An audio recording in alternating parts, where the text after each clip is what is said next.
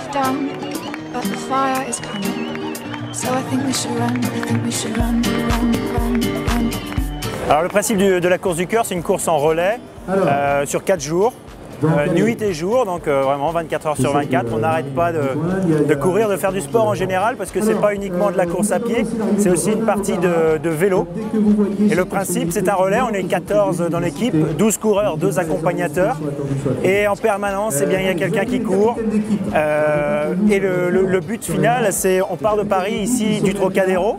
On arrive dans les Alpes, aux Arcs, dimanche après-midi, et on fait cette course d'à peu près 800-820 km pour sensibiliser aux dons d'organes. L'important, c'est pas forcément que les gens s'engagent à donner leur organe, mais plutôt ils réfléchissent et puis disent moi je suis sensible à ça, je veux que le jour où je ne serai plus là, mes organes servent à quelqu'un d'autre. Ou alors, je ne le souhaite pas. Donc l'idée, c'est que les gens soient clairs, soient au courant et disent « moi je suis pour, moi je suis contre », mais au moins se positionnent. On va à peu près courir environ 70 km par personne sur la totalité des 4 jours.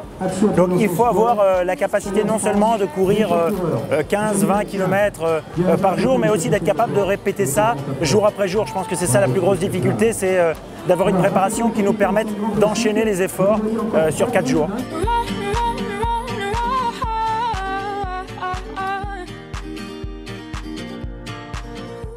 En tant que papa de greffé, si vous voulez, j'avais à cœur de soutenir à la fois la recherche sur la leucémie et à la fois le monde des greffés parce que grâce à une greffe, mon fils est toujours à nos côtés. Il y a des gens greffés qui vont, vous savez, faire le parcours de Paris jusqu'aux Arcs, c'est quand même pas simple.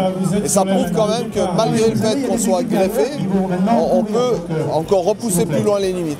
On sait qu'aujourd'hui, il y a entre 2 et 5% de donneurs supplémentaires par an, mais c'est insignifiant étant donné le retard que nous avions au départ.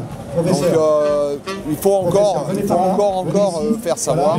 Et moi je suis là en tant que marraine. Un jour j'en ai entendu parler et j'ai reçu de la documentation à la fac de médecine. Et voilà, je me suis dit qu'on n'en parlait pas assez et c'est quelque chose qui m'a vraiment touchée. Je ne sais pas trop expliquer pourquoi, mais pour moi c'est important et chacun en fait peut donner de soi, donc c'est ça qui est merveilleux.